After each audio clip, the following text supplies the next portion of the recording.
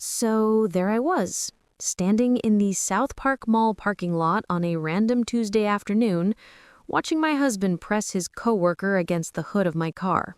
You know, the BMW 330i that's titled solely in my name because his credit score couldn't get him approved for a library card. Welcome to my life at 31. I'm Daphne Kincaid, Senior Credit Risk Analyst at B&T, which is probably the most ironic job title you can have when you've been analyzing your husband's risk profile for the past 14 months and watching him fail every assessment. I live in Charlotte, the banking capital, where everyone talks about diversifying portfolios. But somehow, I forgot to diversify my trust. We're in South End, that part of Charlotte where old textile warehouses became expensive loft apartments, and everyone pretends the rent isn't soul-crushing. 2 years married, no kids, thank God, because apparently I've been busy raising a 33-year-old man-child who works as a regional sales manager and thinks working late is code I'm too stupid to crack. Spoiler alert, I crack codes for a living. It's literally my job to identify risk patterns and predict behavioral outcomes. The universe has a twisted sense of humor. Let me back up, because this story doesn't start with me catching them in a parking lot. That's just where the confirmation happened. This starts 6 months after our wedding, when Nolan came back from a company offsite in Asheville acting like he'd discovered religion. Lots of, I need to talk to you about something energy, which in marriage language means I did something really stupid and my guilt is louder than my common sense. Turns out he'd been sleeping with Taryn Whitaker, 29, works in his department, met at the offsite. The confession came with tears. His, not mine, because I was too busy doing mental math on how much of our joint checking account had funded his extracurricular activities. He begged, he pleaded, he promised. It was a moment of weakness. That lasted, by my calculation, about 3 to 4 months of moments. I did what any reasonable woman would do. I forgave him. Or more accurately, I told him I forgave him while quietly starting the most comprehensive financial separation plan this side of a forensic audit. Because here's what Nolan didn't know about me. I'm really, really good at playing the long game. Risk analysis isn't just about numbers. It's about patterns, timing, and knowing exactly when to pull your money out before the market crashes. The reconciliation lasted about 6 weeks before I started noticing things. Little things. The way he angled his phone away from me. Uber receipts that pinged at 11 p.m. on work nights.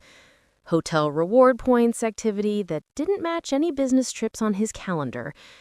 And then, because Taryn apparently has the subtlety of an air horn, I found screenshots of their Slack messages. Nothing explicit. They're not that dumb. But enough coded language that any analyst worth their salary could read between the lines. Coffee this week? Looking forward to our strategy session? That project we discussed is moving forward? Cute. Really cute. They were playing corporate espionage while I was playing three-dimensional chess. But here's where it gets fun. And by fun, I mean the kind of fun that makes you question whether you're a hero or a villain in your own story. I started testing a theory. See, Nolan's family had this whole boys will be boys energy that made my skin crawl. His mother, Elaine, would make these little comments about giving him grace and marriage is work and all these phrases that translated to we're going to enable mediocre behavior and pretend it's noble. His father, Martin, worse, Martin had this whole what she doesn't know won't hurt her philosophy that he'd deploy whenever the guys talked. I heard him once at a family barbecue telling Nolan that every man strays, just don't get caught. Like infidelity was a traffic violation instead of a character assessment. So I created a little experiment. I made a fake Snapchat account. Called myself Madison, 26, new to Charlotte, loves craft beer and college football. I matched Martin's energy on some local dating groups. Nothing explicit, just friendly. And guess what? Martin took the bait like a largemouth bass spotting a shiny lure. Within 2 weeks, we were having full conversations. Within a month, he was sending messages that would make a divorce attorney weep with joy. Photos, suggestions about meeting up, the whole infidelity starter pack. I didn't meet him, obviously. I'm not actually trying to facilitate an affair. I'm trying to prove a point. The point being, this family had a systemic problem with accountability, and I was about to become the whistleblower nobody asked for. Meanwhile, back to Nolan, his sister Piper pulled me aside one Sunday after church. Because yes, they go to church every Sunday and then go home and enable deception, which feels on brand for a certain type of Southern family dynamic. She gave me this look, this knowing, guilty look, and said, "Daphne, I just want you to know I think you're really strong." Which in passive-aggressive Southern translation means, I know what's happening, I'm choosing to do nothing about it, and I'm going to compliment you to make myself feel better about my cowardice. I smiled, thanked her, went home and added another $500 to my escape fund. Let me tell you about this escape fund, because it's a work of art. Every month, for 14 months, I siphoned money from our joint account into a separate savings account Nolan didn't know existed. But it wasn't just about moving money. It was about documentation, strategy, and building an exit that he'd never see coming. Month 1, April. Right after I found the first Slack messages, I opened a new checking account at Wells Fargo, completely separate from our joint BB&T account. Transferred $500 under the category grocery overage because Nolan never looked at itemized statements anyway. I also started photographing every receipt, every statement, every login screen. My phone became a evidence vault. Month 2, May. Another $500, this time labeled as medical expenses from a dentist appointment. I also changed all my passwords to strings he couldn't guess and set up 2-factor authentication on everything. Started an encrypted folder on my laptop titled 2024 Tax Prep that actually contained screenshots of every suspicious charge, every late-night Uber, every hotel points redemption. Zoe Palladino, my best friend since UNC Chapel Hill, came over that month with wine and Thai food from Bonthai. She's a graphic designer who works from home and has unlimited patience for my strategic ramblings. "You're really doing this," she said, watching me organize files on my laptop. "I'm really doing this." I pulled up a spreadsheet I'd created. Column A, date. Column B, suspicious activity. Column C, dollar amount. Column D, evidence type. Column E, notes. I have 14 months of data now. The pattern is undeniable. He's still seeing her? Oh, constantly. They're just better at hiding it. Or they think they are. Last week, Marriott Bonvoy points for the Residence Inn on Tyvola Road, $247.63, charged to our joint card, reimbursed by his company 3 days later as client dinner. Except I checked, no client meetings on his calendar that week. Zoe refilled my wine glass. "You're terrifying. I mean that as a compliment." "I'm thorough. There's a difference." Month 3, June. $500 plus an extra $150 from selling some old furniture on Facebook Marketplace. Total, $650. Also contacted 3 family law attorneys for consultations. 2 were fine. One was Carmen DeShields, and she was perfect. Carmen's office was in Uptown, 20th floor of the Bank of America Corporate Center, with a view that screamed, "I win cases." She was 45, wore a gray Armani suit, and had this way of making you feel like you'd already won before you'd even finished explaining. "Walk me through everything," she said, legal pad ready, "and don't leave out the stupid parts. Those usually matter most."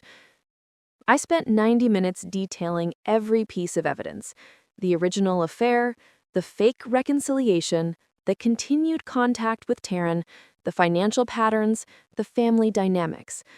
Carmen took notes in this precise shorthand that made me feel like we were planning a military operation.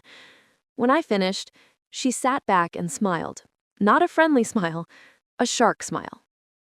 "You've done my job for me. Most people come in here with feelings. You came in here with evidence." She tapped her pen against her legal pad. "The card title situation is brilliant. North Carolina is an equitable distribution state, but separate property with documentation, that's yours. The apartment lease in your name only, also yours. The fact that you've been documenting financial patterns, that's discoverable evidence that'll make his attorney tell him to settle." "What about the catfishing thing with his father?" Carmen paused. "Ethically gray, legally fine. You didn't extort him. You didn't blackmail him. You created a social experiment that revealed character. I wouldn't lead with it in court, but as evidence of systemic family dysfunction, it's compelling." "So what's the timeline? How long can you maintain the status quo while you prepare?" I thought about my spreadsheet, my escape fund, my evidence folder. 14 months total. I'm at month 3 now. I need 11 more months to build enough runway. Then we plan for 14 months from your first evidence collection. That puts us at, she checked her calendar, June of next year. Plenty of time to prepare an airtight case.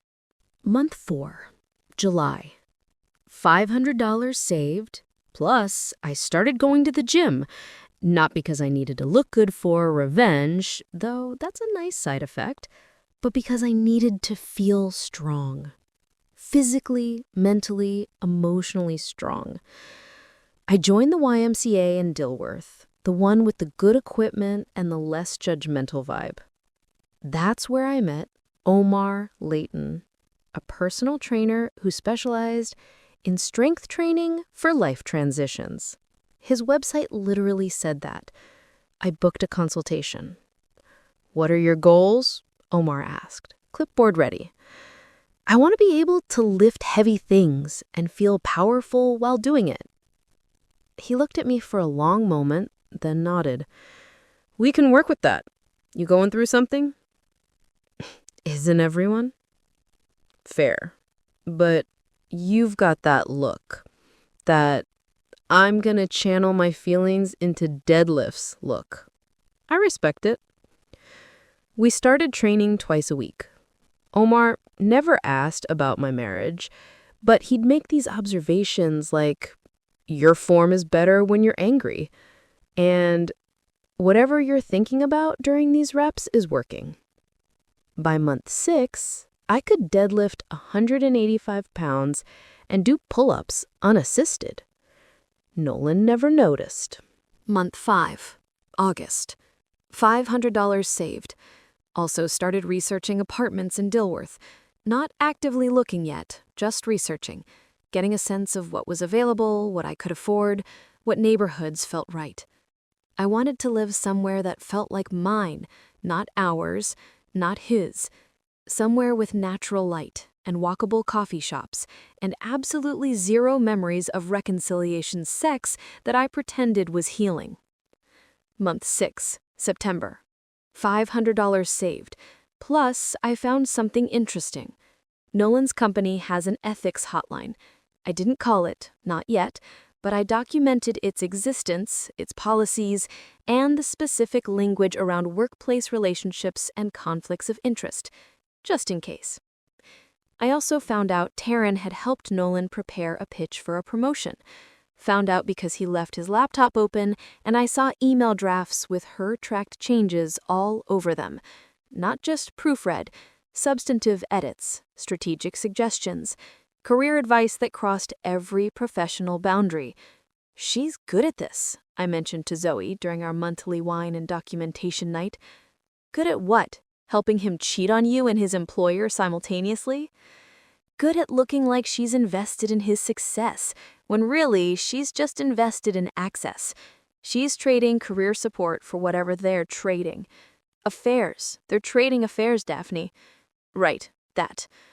Month 7, October. $500 saved. Plus, Halloween happened. Nolan's company had a party.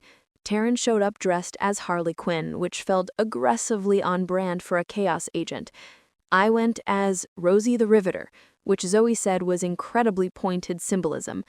I watched Nolan and Taryn maintain exactly 6 feet of distance all night, while making eye contact that could have started fires.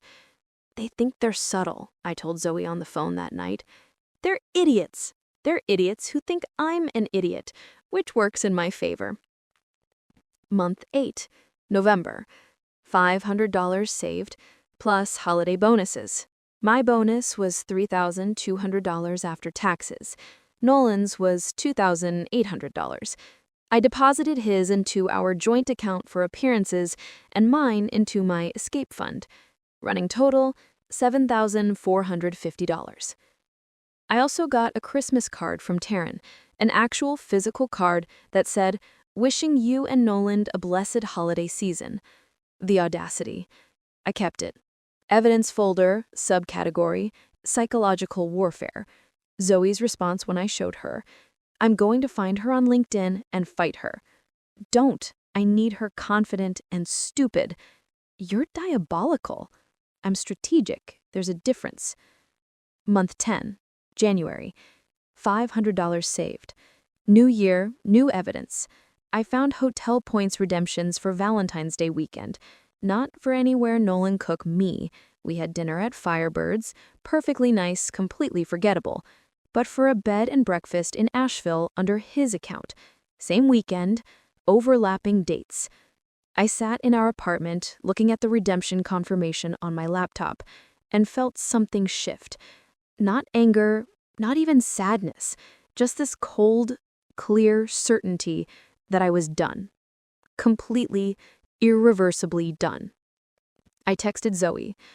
I found the Valentine's Day hotel. She called immediately. Where? Asheville. Same weekend he told me he was focused on us. I'm going to slash his tires. You're not going to slash his tires. You're going to help me drink wine and update my evidence folder. Month 11, February. $500 saved. Also started looking at apartments seriously. Found a 2-bedroom in Dilworth, walking distance to Amelie's French Bakery and the light rail. Hardwood floors, huge windows, in-unit washer and dryer. Rent was $1,895 per month, which was more than half of what Nolan and I were paying combined, but worth it. I contacted the leasing office, asked about availability, started planning. Month 12, March. $500 saved. Spring in Charlotte means pollen and patio drinking, and everyone suddenly pretending they care about NCAA basketball. I went to a game watch party with colleagues from BB&T. Nolan was working late. I checked our credit card that night. Buffalo Wild Wings, $67.43, same time as the game. Location, North Lake, where Taryn lives. I added it to the spreadsheet. Evidence piece number 47. Carmen and I had our second consultation that month. I brought printed statements, organized by category with color-coded tabs. "You're my favorite client," she said, flipping through the binder. "This is better than most paralegals produce." I'm motivated. You're something else. Okay, so we're looking at approximately $8,000 in your escape fund, correct? $8,250 as of last week. The apartment you want in Dilworth, can you cover first month, last month, and security deposit? $5,685 total, yes, with enough left over for movers and immediate expenses. And the car? 2023 BMW 330i. Title in my name only. Down payment of $9,500 from my premarital account. Documentation showing its separate property. Kelley Blue Book value estimates $47,950. After consignment fees, I'm looking at approximately $45,600. Carmen smiled. You're going to be fine. Better than fine. When he lands from wherever you're timing this exit, he's going to realize he lost everything because he couldn't keep his integrity or his zipper intact. Month 13. April. $500 saved, plus I sold some furniture I'd brought into the marriage. Total escape fund, $8,750. The BMW was scheduled for transport to Virginia on June 14th. The movers were booked for June 15th at 8 a.m. Carmen had the separation paperwork ready. Zoe had taken the day off to help. Omar said I could deadlift 225 now, which felt symbolic. You're ready, Zoe said, over our final pre-execution wine night. I'm so ready. How do you feel? Powerful? Terrified? Free? Like I'm about to jump off a cliff and I'm 90% sure I can fly. That's very poetic. I've had 14 months to workshop the metaphor. The last 2 weeks were this surreal performance art. I was perfectly pleasant to Nolan, made dinner, asked about his day, pretended to care about his Miami trip packing list. Meanwhile, I was changing passwords, backing up files, removing him from authorized accounts, and preparing to ghost my own marriage with professional precision.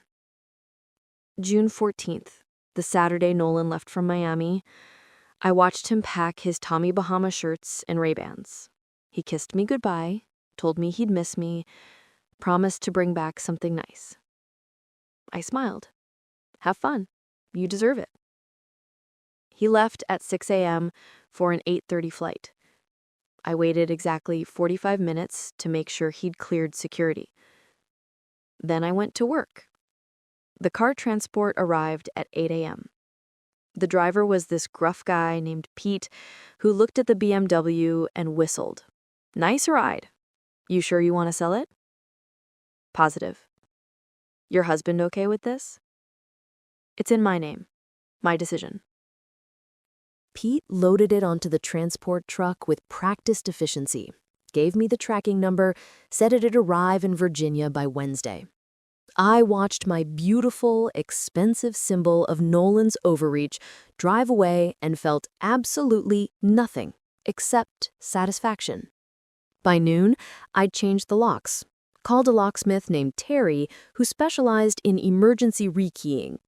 He arrived in 40 minutes, changed all 3 locks, handed me 5 new keys, and charged me $187.50. Worth every cent. The movers arrived Sunday morning at 8 a.m. sharp. 2 guys named Marcus and Dwayne, who looked at my organized, labeled boxes and said, "You're our favorite kind of client." Everything I owned was in my new Dilworth apartment by 2 p.m. Furniture arranged, boxes stacked, my life physically separated from Nolan's in less than 6 hours. I left his belongings boxed and labeled in our old South End apartment. His clothes folded, his PlayStation wrapped, his gym equipment organized, even his collector's edition Star Wars posters carefully protected. Because I'm not a monster, I'm just done. The note I left on the kitchen counter was masterfully neutral. Nolan, your belongings are in storage unit 247 at CubeSmart on South Boulevard. Access code 7834. Keys to unit attached. Apartment lease is in my name only. You are no longer an authorized resident per the separation notice sent to your email at 3 p.m. today.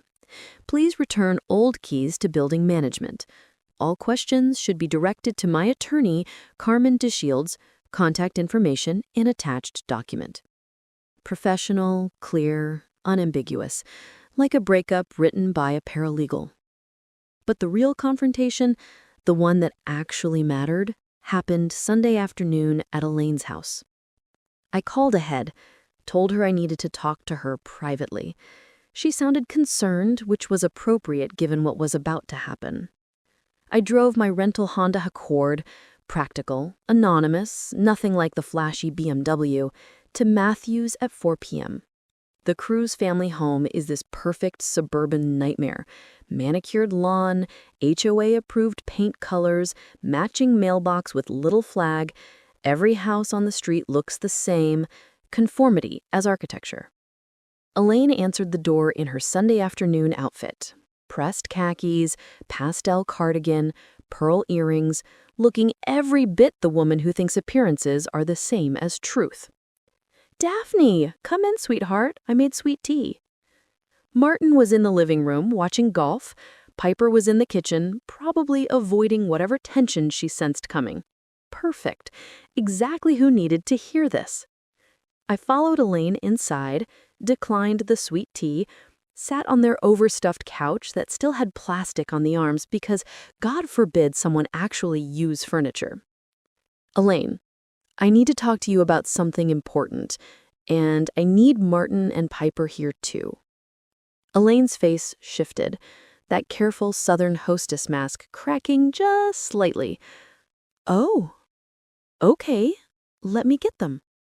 Martin came in looking annoyed at being pulled from golf.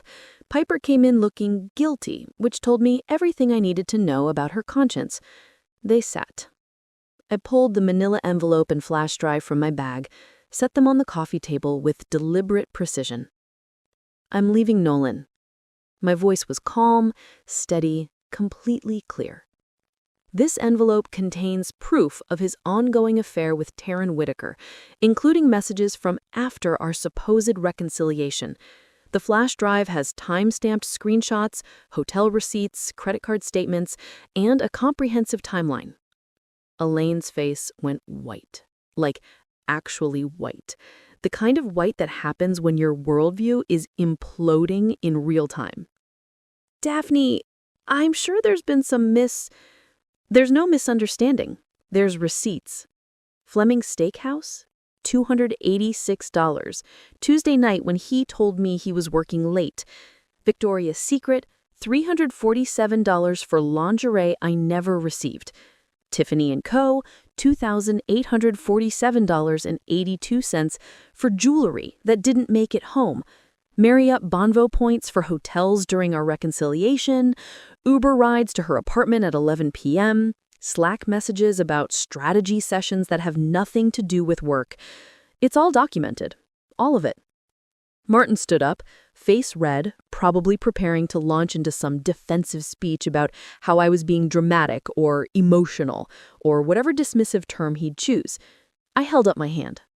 "Martin, sit down.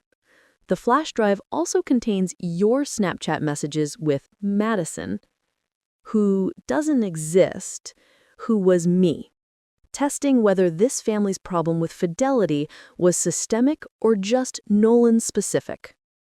The silence that followed was the kind of silence where you can hear worldviews cracking. Martin's face went from red to purple. Elaine's mouth literally fell open.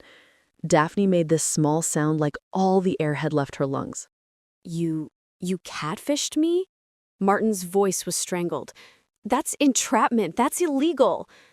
Entrapment is a legal defense that doesn't apply to social experiments proving character patterns. I kept my voice even, factual. You sexted with a fake woman while giving your son advice on how to hide affairs. I just documented your hypocrisy. Everything you said, everything you sent, that was your choice. I just provided the opportunity for you to reveal who you actually are. How dare you? How dare I? How dare I document evidence of systemic dishonesty in a family that's been enabling my husband's infidelity while pretending to care about Christian values? I turned to Elaine. You told me marriage is hard work. You told me to give grace. You told me to pray about it. But you never once asked him to take accountability. You never once stopped making excuses for behavior you'd never tolerate from a stranger. Elaine was crying now, not dramatic sobbing, that quiet, devastating crying that happens when someone's entire belief system is collapsing. She looked at Martin, then at Piper, then back at me. How long? Her voice was barely a whisper. Nolan's initial affair started about 6 months after our wedding, lasted 3 to 4 months before he confessed. The renewed contact with Taryn has been ongoing for approximately 14 months. The entire time I've been documenting. Your husband's messages with Madison started 2 months ago and escalated to explicit content within 3 weeks. I pulled out printed screenshots, handed them to Elaine, watched her face as she scrolled through messages from her husband of 35 years propositioning a woman he thought was 26. These can't be real. Her voice was shaking. They're real. Timestamps, IP addresses, screenshot metadata. It's all verifiable. Your husband was actively trying to meet up with someone he thought was young enough to be his daughter while counseling your son through his own affair. The hypocrisy is breathtaking. Martin tried again. You had no right to trick me. And you had no right to model infidelity while enabling your son's betrayal. I turned to look at him directly. You told Nolan at the Memorial Day barbecue that every man strays, just don't get caught. I heard you. I was standing 10 feet away holding potato salad and pretending I didn't hear you telling your son that fidelity is about not getting caught, not about actual integrity. I was joking. Were you joking? When you sent a photo to Madison? Were you joking when you suggested meeting at the Hilton on Woodlawn? Were you joking when you called her baby and said your wife didn't understand you? Piper made that sound again, that small, wounded sound. She was staring at her father like she'd never seen him before. Daddy? Her voice was small. Piper, this is between adults. I'm 30 years old. I'm an adult, and you're sitting there trying to defend sexting someone who you thought was my age while Mom sat at home making your dinner. Martin didn't have a response to that. I turned to Piper. And you knew about Taryn. You pulled me aside at church and gave me that "you're so strong" speech. You knew Nolan was still seeing her, and you chose silence. Piper's eyes filled with tears. Daphne, I'm so sorry. I didn't know how to. You knew how to tell me. You just chose not to, because telling me would make your family uncomfortable. You chose their comfort over my truth. I was trying to keep the peace. By sacrificing my peace, that's not how family works. That's not how love works. That's enabling dressed up as kindness. Elaine was still looking at the screenshots. Her hands were shaking. Martin, tell me this isn't real. Martin said nothing. Tell me you didn't do this.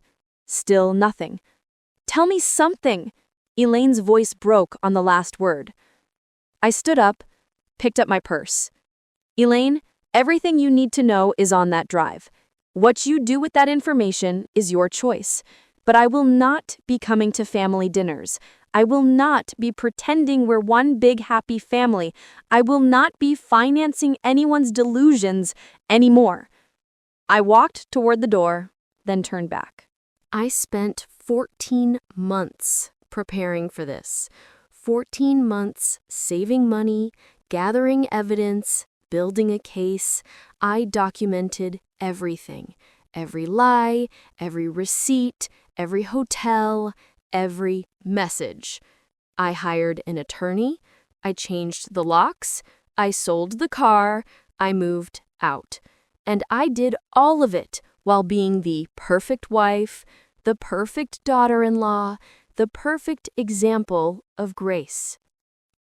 I looked at each of them. The separation paperwork is filed. Nolan will get his copy when he lands from Miami. The apartment is mine. Lease in my name only. The car is gone. Title was in my name. Bought with my separate funds. Already sold. The joint account will be divided per North Carolina law. And I will never again tolerate being treated like my intelligence is optional. Piper was crying openly now. Daphne, I'm so sorry. I should have told you. I should have said something. You should have, but you didn't. And that tells me everything I need to know about your priorities. I was scared. Of what? Your brother being uncomfortable? Your parents being disappointed?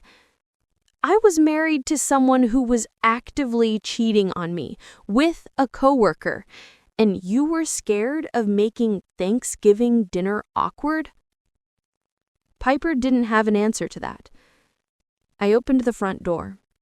The evening air was humid, the kind of Charlotte summer humidity that makes everything feel heavy.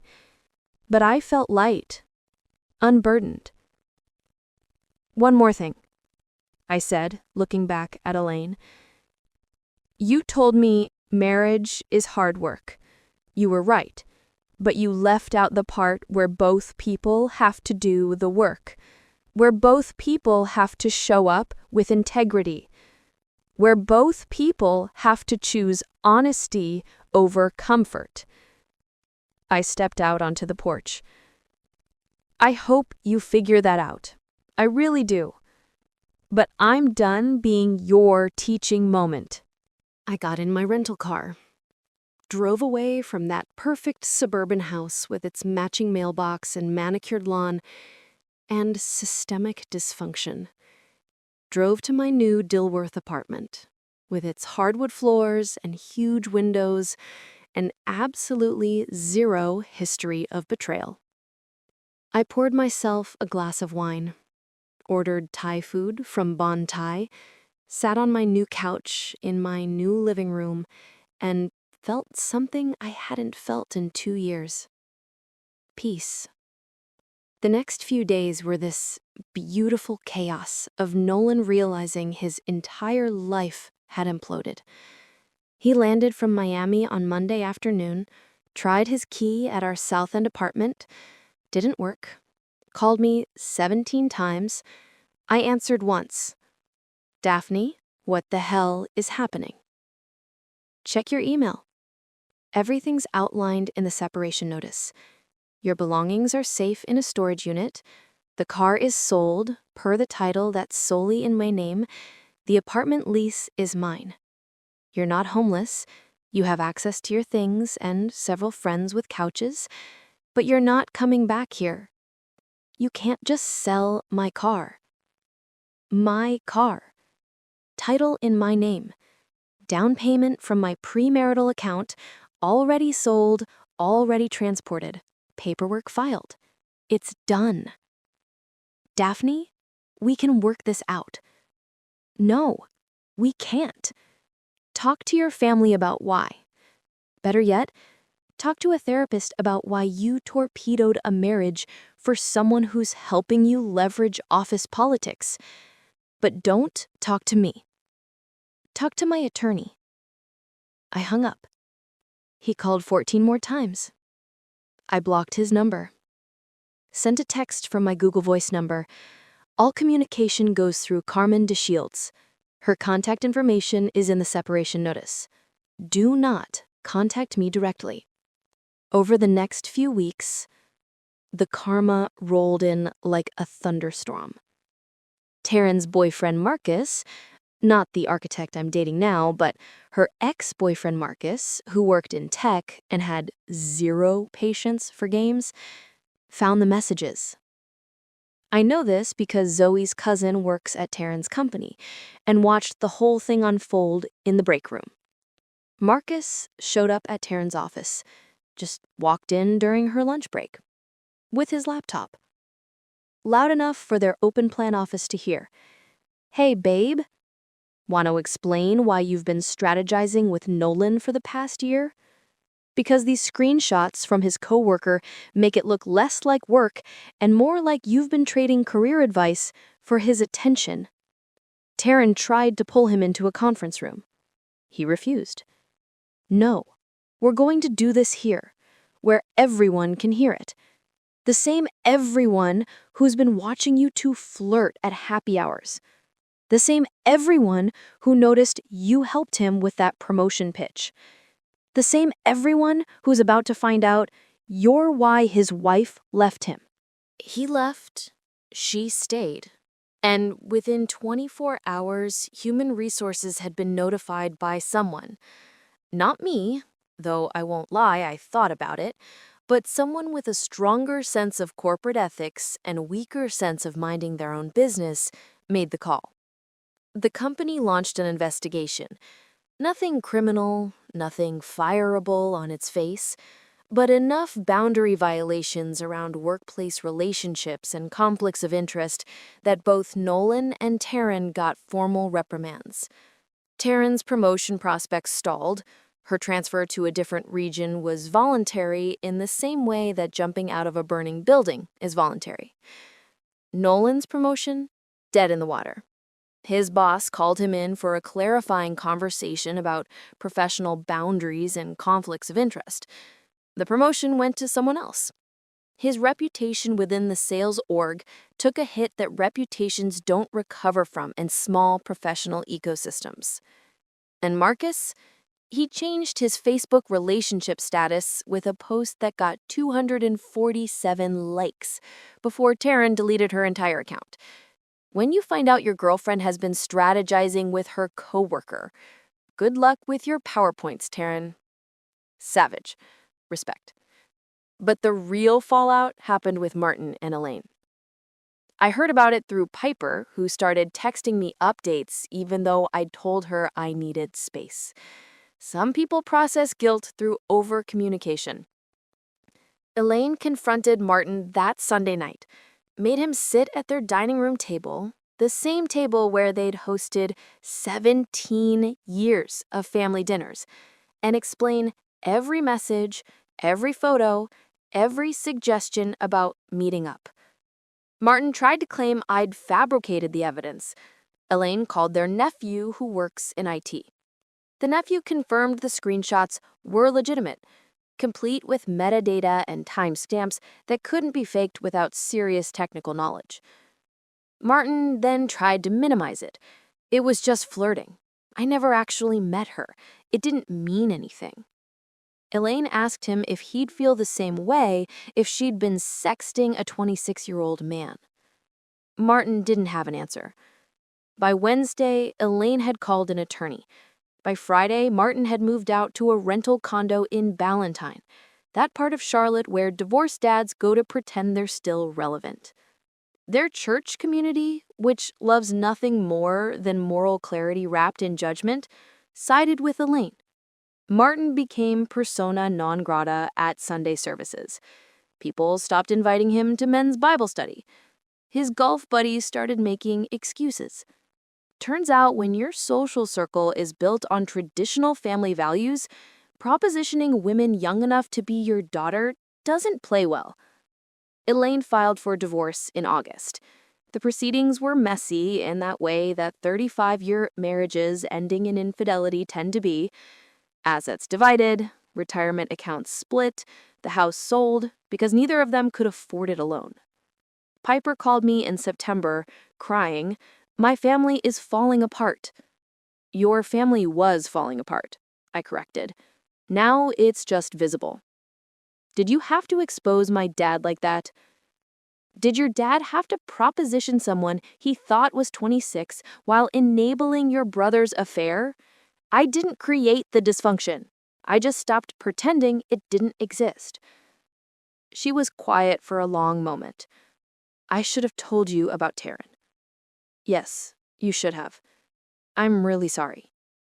"I know you are, but sorry doesn't change anything. Sorry is what you say when you wish you'd made different choices. It doesn't erase the impact of the choices you actually made. Can we ever be okay? I don't know. Maybe, but not right now.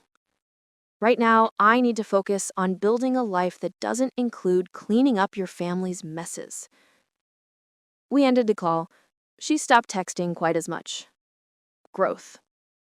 Meanwhile, my life was becoming something I actually recognized as mine. I started therapy in July with Dr. Patterson, a woman in her 50s who specialized in post-trauma growth. Her office was in Dilworth, walking distance from my apartment, decorated with plants and ambient lighting and those quotes on the wall that should be cheesy but somehow work. "Tell me about your marriage," she said in our first session. I spent 50 minutes outlining the timeline. She took notes, asked clarifying questions, and at the end said, "You have remarkable compartmentalization skills." Is that good or bad? Neither.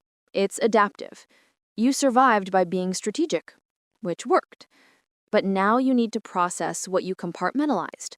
The anger, the grief, the betrayal. All the things you couldn't feel while you were gathering evidence. So I started processing.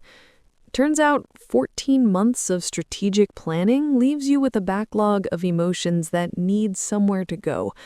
I cried in therapy, I raged in therapy, I laughed at the absurdity of it all in therapy. Dr. Patterson validated everything and challenged nothing, which made me trust her in a way I hadn't trusted people in years. "Do you think you'll trust another partner?" she asked in month 3. I don't know.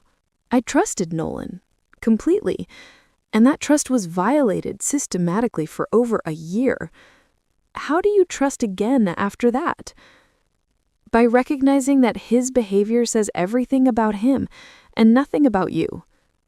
By understanding that trust isn't naive, betrayal is a choice.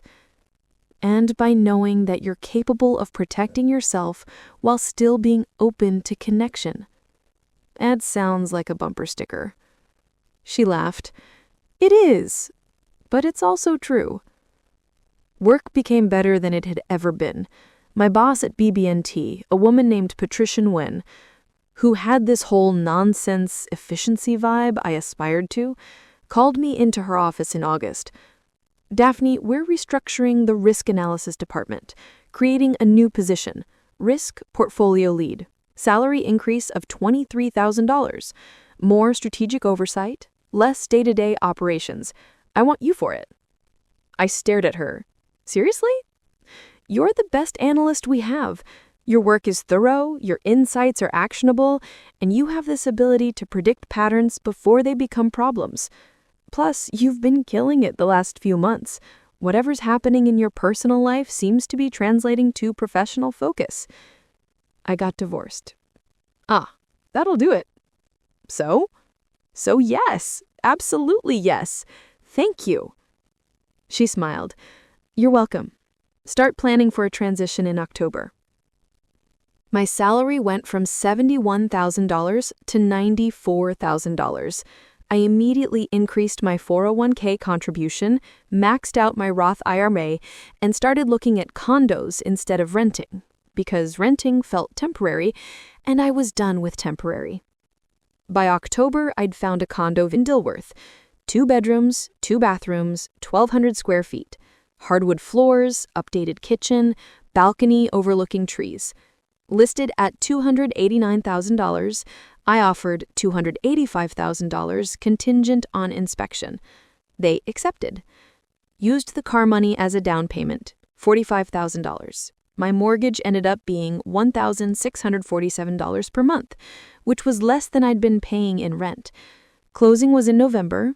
I moved in during Thanksgiving week, which felt symbolically perfect.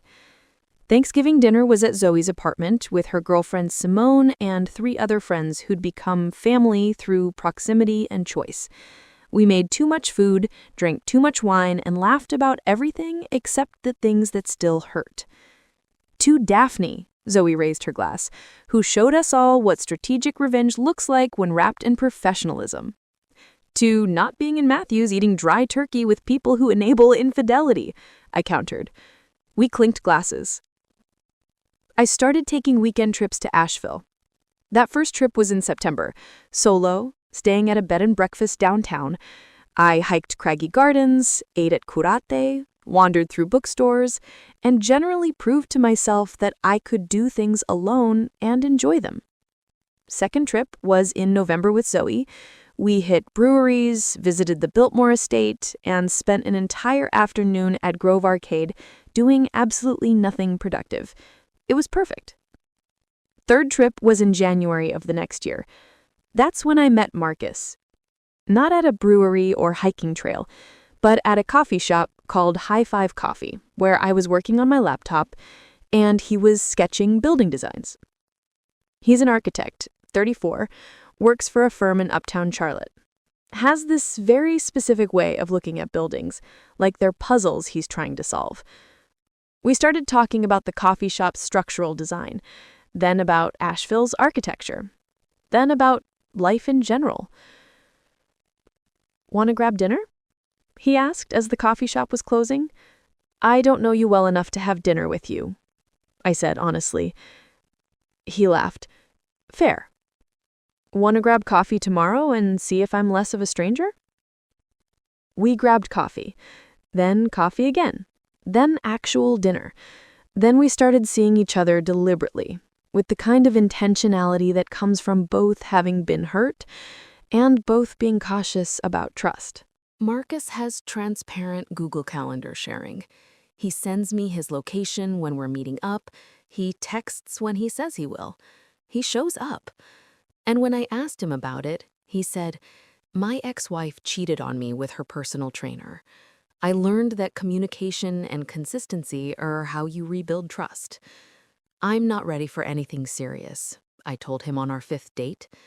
"Neither am I, but I'm ready for intentional and honest and showing up when I say I will. Can we start there?" We could. By March, we were officially dating. By June, I'd met his parents. By September, he had a drawer at my place. We took it slow because fast hadn't worked for either of us the first time. Omar, my trainer, noticed the shift. "You're smiling more during workouts. It's weird." Good weird or bad weird? Good weird. Less channeling rage into deadlifts energy, more I'm actually enjoying life energy. Still lifting heavy things though, respect. I could deadlift 245 pounds by that point, could do 15 pull-ups unassisted, could run a 5K without stopping. My body became this source of strength that had nothing to do with anyone else's approval. Dr. Patterson asked in our session that same month, "How do you feel about where you are now?" Strong, independent, cautious but not closed. Like I've built something that's mine, and nobody else can take it. And Nolan? I don't think about him. Occasionally someone will mention they saw him somewhere.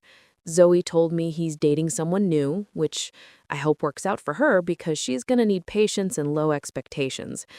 Do you wish him well?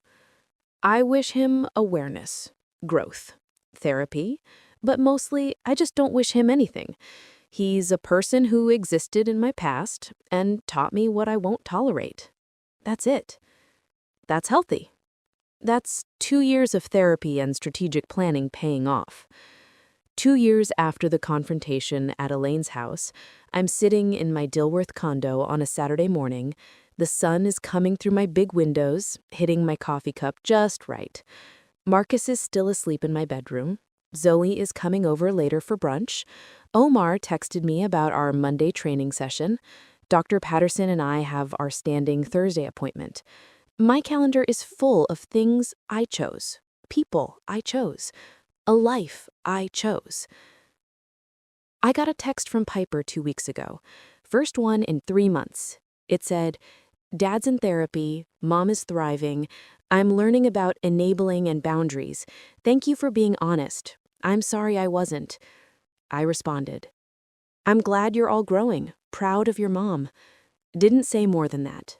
Some bridges are better left as lessons than crossings. Nolan is apparently managing a smaller sales team now. Not the promotion he wanted, but employment nonetheless. I heard he got engaged to someone he met on Hinge. I hope they're happy. Genuinely. Or I hope they're working through whatever they need to work through.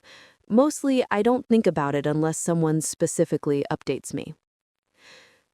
People ask me if I regret the catfishing experiment with Martin, if I think it was ethical, if I'd do it differently. Here's the thing. I don't regret it. Could I have left without proving the systemic dysfunction? Sure, But I spent 2 years being gaslit, whether my concerns were valid, whether I was being dramatic, whether I should just work harder on a marriage where I was the only one working. That experiment proved what I suspected. The problem wasn't just Nolan. The problem was a family culture that prioritized appearance over truth, comfort over growth, enabling over accountability. Would I do it differently? Maybe. Maybe I'd have left sooner. Maybe I wouldn't have needed the proof. But I needed the proof for me. To know I wasn't crazy. To know my instincts were right. To know that leaving wasn't giving up, it was choosing myself.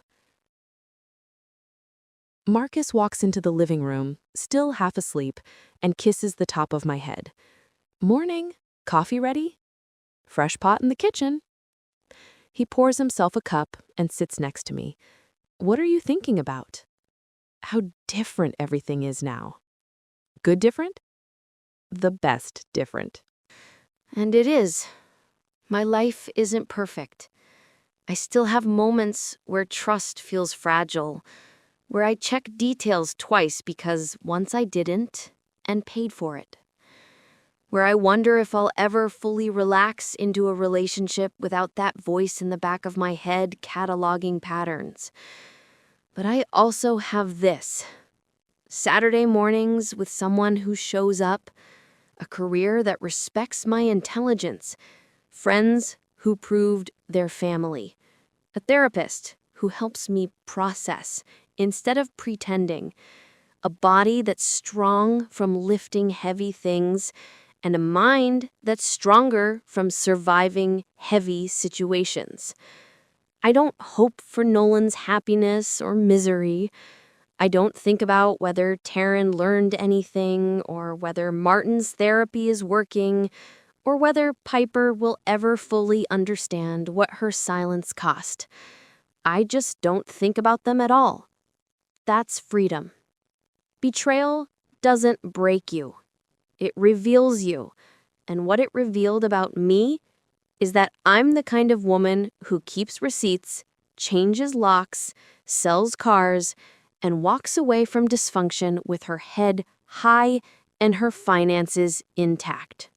Some people spend years trying to fix relationships that were broken from the start. I spent 14 months building an exit so thorough, so documented, so strategically perfect that when I walked away, nobody could say I didn't give it everything. I gave it evidence. I gave it planning. I gave it one last chance to prove my instincts wrong. My instincts were right. Turns out you don't need a king to be a queen.